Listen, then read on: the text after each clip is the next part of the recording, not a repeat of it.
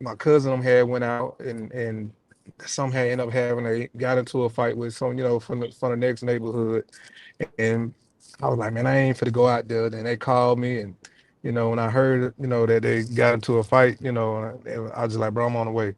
And I went out there to check on them, know what I'm saying? And they had met us up at Roy Jones Junior Club. And like in between the parking lot, I'm sitting there, hollering at my cousin, just asking like what's going on. And the girl I was dating at the time, she's sitting there, saying, hey, just speaking over, over the middle car. So she was just speaking. And at this time, I hear somebody say, man, there they go right there. And I remember it like it was yesterday, bro. It was a Burgundy expedition. Now y'all know them old school expeditions back in the day. Man, they was sitting up high, and I was in a blue Taurus. And when this happened, bro, like I looked to my right, and I could see four people hanging out the car with guns and stuff. And they started shooting up the car, and I quickly put the chick I was dating head on my lap, and I turned my face like this.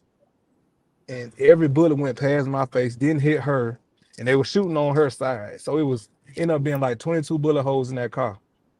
Then never got touched.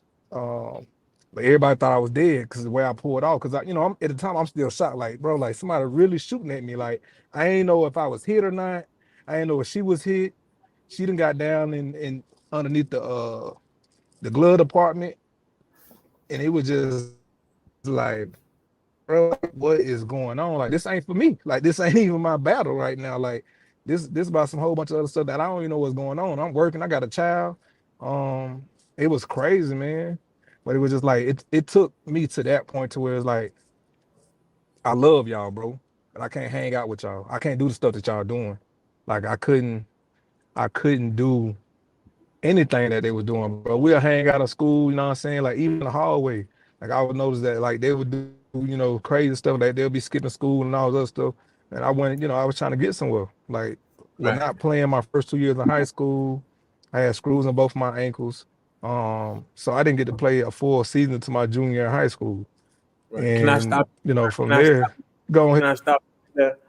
I just want to say for the young people that's watching the story that he just told, in so many words, he is basically saying sometimes you have to say no, and you can end up in the wrong place at the wrong time because of you trying to come stop a situation, not knowing that it can be you that end up happening to Trent.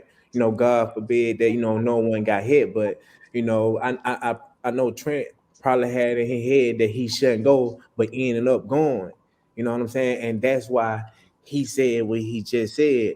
Like, nah, I gotta bag up from that. You know what I'm saying? It made him open his eyes, and you know what I'm saying. He wasn't afraid to tell his friends like, "Hey, this is what I'm about, this is what I'm gonna do. What y'all doing, I can't do." You know what I'm saying? And that's what I want to, tell the young kids. But continue your story, Trent.